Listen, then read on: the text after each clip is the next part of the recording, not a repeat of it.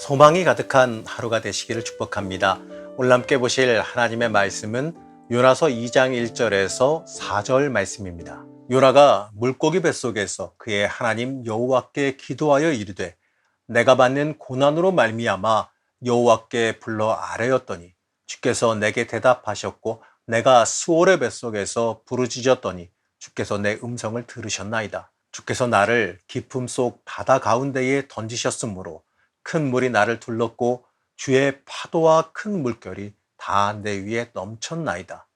내가 말하기를 내가 주의 목전에서 쫓겨났을지라도 다시 주의 성전을 바라보겠다 하였나이다.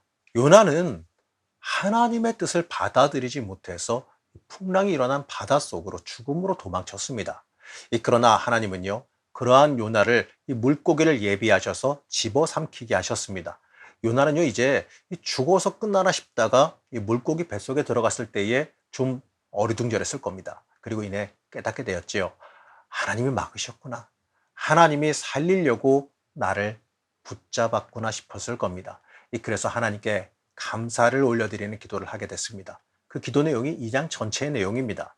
요나서 이 전체의 구조를 보지 않고 그냥 2장만 보게 되면요, 요나가 물고기 뱃속에서 철저히 회개한 것으로 보입니다. 이제 물고기 뱃속에서 정신 차리고 하나님의 일을 잘 감당하겠구나 싶을 겁니다. 그리고 요나가 행한 이 감사의 기도를 보면서요, 물고기 뱃속에 아주 잘 들어갔다 싶기도 할 겁니다. 하지만 이 전체 구조를 통해서 보게 되면 요나는 본질적으로 회개하지 않았음을 알게 됩니다. 3장에서 이 복음을 전하는 모습이 등장하게 되는데 그 모습과 또 4장에서 하나님께 성질 부리는 모습 등을 보게 되면 요나는 여전히 니느웨가 구원받는 것이 기쁘지 않았습니다. 요나의 마음에는요, 여전히 불순종의 감정이 그대로 남아있기 때문에 그렇습니다. 내용을 자세히 보게 되면 요나의 이 감사 기도는요, 자신의 불순종에 대한 회개가 전혀 등장하지 않습니다. 대신에 위기에서 구출하신 하나님에 대한 감사만 존재합니다. 2장의 기도문은요, 진정한 회개가 없이 그저 현실적인 문제 해결만을 간구했고 또 거기에 대한 응답을 받고 또 하나님께 드리는 감사에 불과했다는 겁니다. 그리고 2장은요, 이 문학적인 구조에서도 굉장히 특이점이 발견됩니다. 일반적으로 이 구약에 등장하는 감사시나 애가는 일정한 운율을 가지고 있기 마련입니다. 요나서 2장의 내용은요, 틀림없는 감사시의 내용을 담고 있습니다. 그런데 그 형식은요, 애가나 조가를 기록할 때 쓰는 형식을 지니고 있습니다. 성경이 기록될 때에 그 구조와 형식도 그 메시지가 들어있기 마련입니다.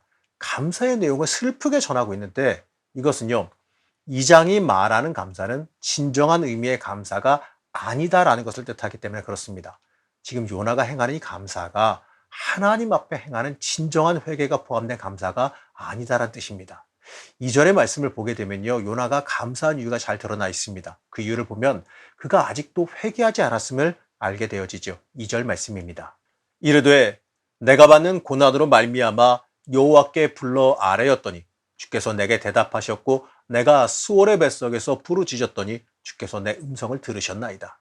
단순히 이 구절만 띄워놓고 보면요, 아주 훌륭한 기도문이지요. 고난에서 기도했더니 하나님께서 응답하셨다. 굉장히 은혜로운 말씀이 됩니다. 그런데 요나의 상황이 어떻습니까? 요나가 왜 고난을 당했을까요? 요나의 상황에서 이렇게 감사하는 게 과연 적당한 일일까요? 요나에게 더 중요한 것은요, 나에게 왜 이런 고난이 왔기에 대한 자기 성찰입니다. 이미 그 해답은요, 요나가 너무나도 잘 알고 있습니다. 1장 12절 말씀입니다. 그가 대답하되 나를 들어 바다에 던지라. 그리하면 바다가 너희를 위하여 잔잔하리라. 너희가 이 큰 폭풍을 만난 것이 나 때문인 줄을 내가 아노라 하니라. 이미 요나는 이 모든 원인이 자신의 불순종에 있음을 너무나도 잘 알고 있었습니다. 하지만 요나는요, 지금 그 원인은 외면하고 자신의 급한 문제를 해결해 주신 것만 바라보면서 감사하고 있습니다. 하나님께서는요, 일단 이 순간에는 응답을 해주셨습니다. 하지만 근본적인 문제는 아직 해결되지 않았습니다. 하나님은요, 요나의 급한 요구만 보고 응답하신 게 아니에요. 더 깊은 섭리를 계획하시면서 일시적으로 요나의 이 기도를 들어주셨습니다. 요나는 하나님의 그 다음 단계 이유를 외면하고 본질을 외면하고 있었습니다. 그러니까 이 겉으로 보기에는 훌륭한 감사의 기도였지만 그의 본질을 잃어버린 기도문, 알맹이가 없는 기도문이 되어버렸습니다. 이처럼 우리도요, 신앙의 본질을 잃어버리면 안 됩니다. 내가 무엇을 위해서 존재하고 무엇을 위해서 살아가야 하는지, 내가 무엇 때문에 응답받아야 되는지, 내가 무엇 때문에 복받아야 되는지, 여기에 대한 성찰이 필요합니다. 그저 내 유익과 내 위기 탈출만을 위한 외침에서 끝나서는 안 될 겁니다. 진정으로 하나님을 내 주인이요 왕으로 고백하는 그 결단의 고백이 우리에게 필요합니다. 요나는요, 2장의 기도에서도 이 사건의 원인에 대해서는 본질을 피해갔습니다. 3절 말씀입니다. 주께서 나를 깊음 속 바다 가운데에 던지셨으므로 큰 물이 나를 둘렀고 주의 파도와 큰 물결이 다 내 위에 넘쳤나이다. 하나님께서 요나를 깊은 바다 가운데에서 죽지 않게 건지심은 사실이에요. 그런데 요나는 그 원인을 하나님께 돌립니다. 주님께서 나를 깊은 바다 가운데 던지셨다라고만 말해요. 원인에 대한 고백을 행해야 되는데 어찌 보게 되면요, 그냥 딴소리하는 것과도 같습니다. 요나는 이 부분에서요, 최소한 자신의 죄를 고백했어야 됩니다. 자신의 불순종으로 인해서 자신이 깊은 바다에 던져졌다라고 하는 그 고백을 했어야 됩니다. 그리고 그 죄악을 용서받고 건짐받았다, 이러한 고백이 있어야지요. 그 뒤에는 당연히 못다한 순종에 대한 결단이 따라왔어야 됩니다. 하지만 요나는 그 사실을 감췄습니다. 어쩌면요, 이 상황에서도 어떻게든 간에 피해 가려는 마음일지도 모르겠습니다. 그리고 요나는 주의 성전을 바라보겠다는 결단을 고백합니다. 4절 말씀입니다.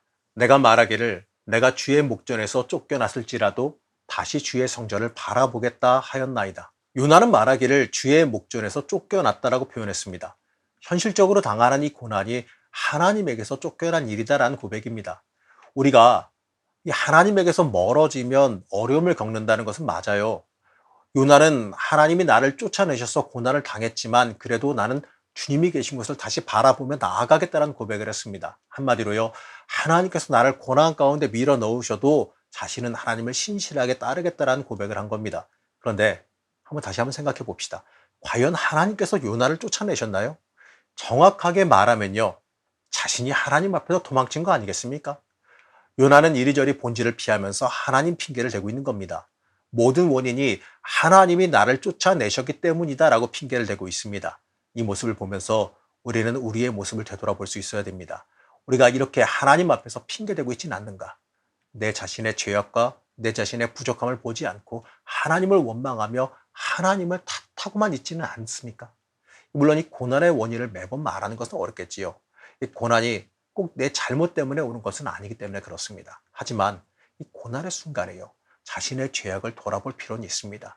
특히 요나는 사건의 원인이 이 자신의 불순종 때문임을 확실하게 알고 있었습니다. 그렇다면 거기에 대한 철저한 회개도 필요하겠지요. 그리고 하나님 중심으로 돌이켜야 됩니다. 이제 8절에서 9절은요, 더 답답한 모습을 보여줍니다.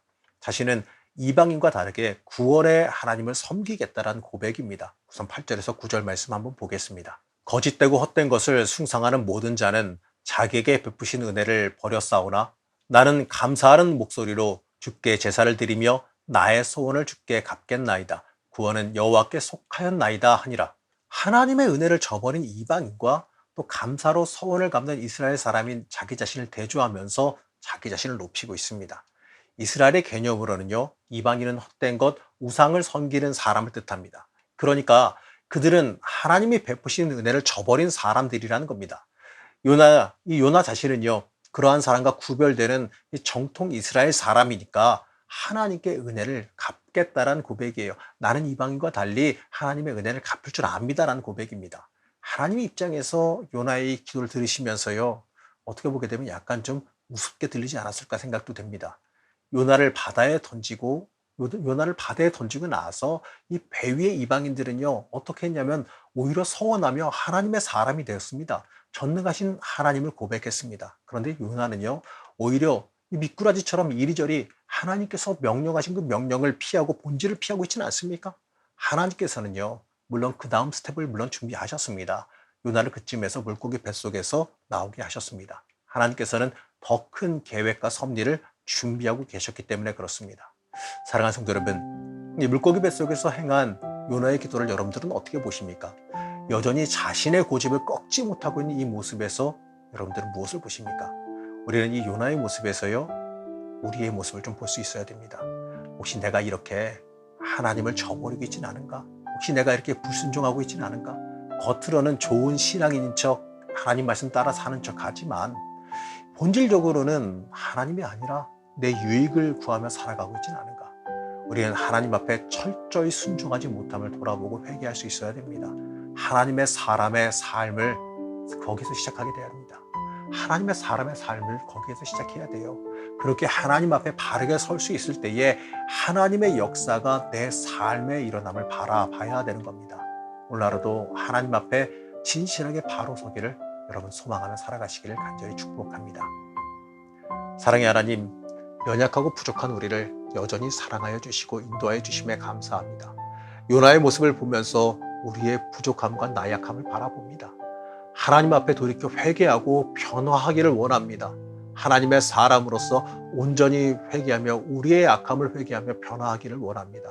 우리를 붙잡아 주시고 역사해 주시기를 원하오며 거룩하신 예수님 이름으로 간절히 기도드렸습니다.